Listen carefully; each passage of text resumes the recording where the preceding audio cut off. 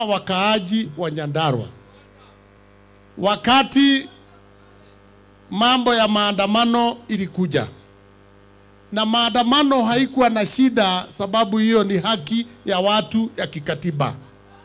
Shida ile ilikuwa ni uharibifu wa mali ambao ilifanyika kule Olkalau. Yadi yetu ya magari ikaingiliwa na wahuni na goons, na wakachoma magari yetu 24. Wakachoma library yetu, wakachoma ofisi yetu ya elimu, wakachoma ofisi ya sub county.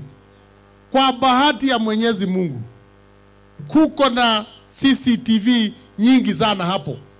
Pale Tawasako kuna CCTV, pale nyumba nyingine iko hapo kuna CCTV, na hizo CCTV zinaonyesha wale wahuni na goons ambao walikuwa pale, ambao sisi hatuwajui. Sasa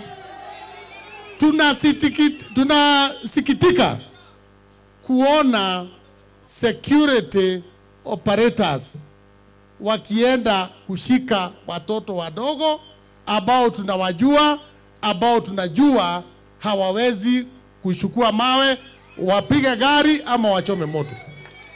Kwa hivyo mimi kama gavana ninasema ya kwamba sisi tunadai wale ambao wanaonekana kwa picha waende watafutwe.